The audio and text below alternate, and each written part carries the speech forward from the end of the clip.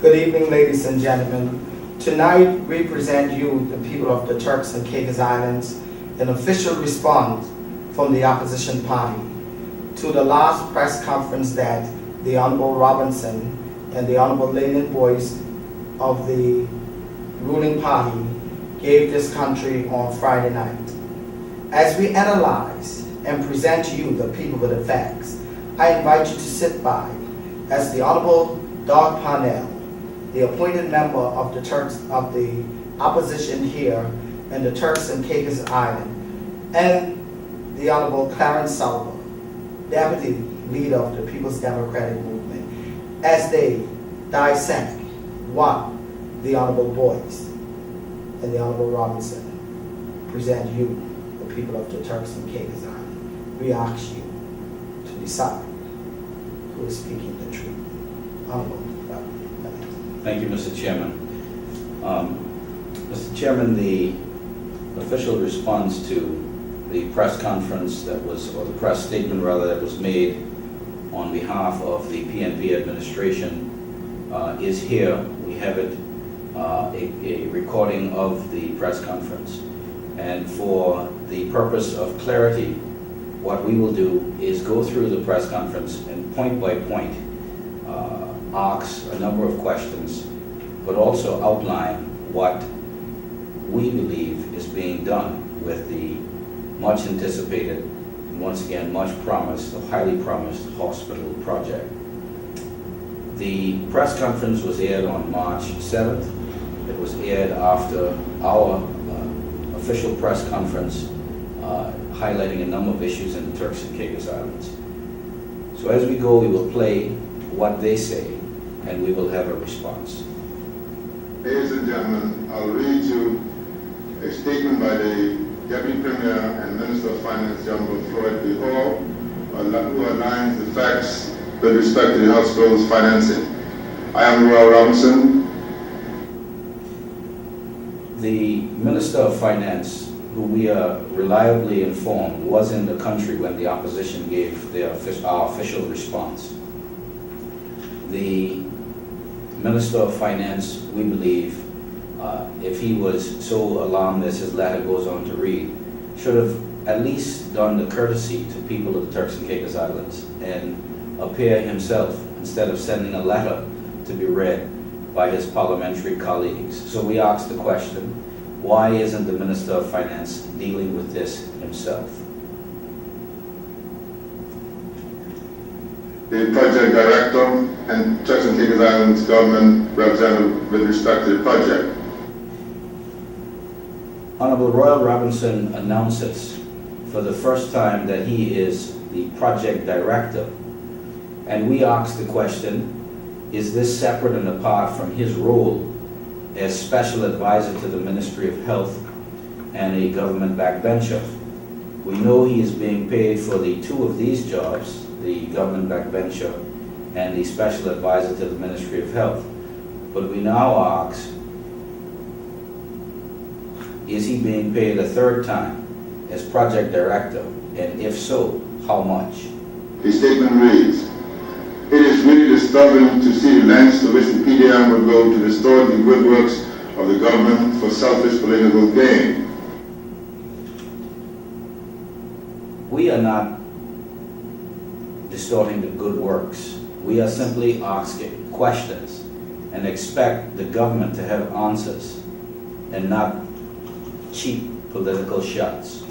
The public saw the opposition stoop to its lowest level yet again when the members sought to suggest that because a charge of $235 million was registered on property on which the two hospitals are to be built in the Turks and Caicos Islands, and there was a government statement that the actual cost of constructing the hospital is $124 million, that someone may have benefited personally from the difference in the two figures.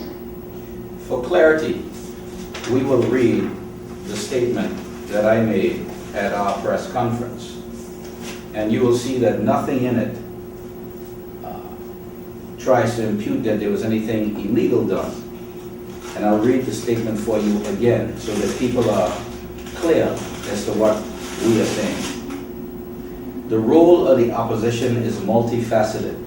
One of these responsibilities is to be the watchdog of government and to protect the people of the country from waste and keep the government true to its campaign promises and guide the enactment of laws towards the vision of our party. In keeping with this responsibility, we now announce the need for scrutiny over the much talked about and highly promised hospital project. We have clear evidence that what is being told and sold to the people about the hospital project is highly questionable and may very well be untrue and a total betrayal of the people's trust. While InterHealth Canada has been sold the rights to manage health care for the people of this country for 25 years, what is not known is the total amount the people of this country is indebted for in this scheme. We were told by the government that the hospitals would cost some $125 million, a catastrophically high amount for this project. But we have found that the government of the TCI has signed off on a charge against the land where the hospitals are to be built for an amount of $235 million, some $110 million above what they have told the people. In response to a parliamentary question, the Minister of Finance said that he knew nothing about it. But here it is, the charge document. And once again, we will hold it up for you to see. The charge document shows a $235 million charge against the People's Hospital. We have no choice but to call this the upside down hospital because the hospital that will be on top of the people's heads for decades to come.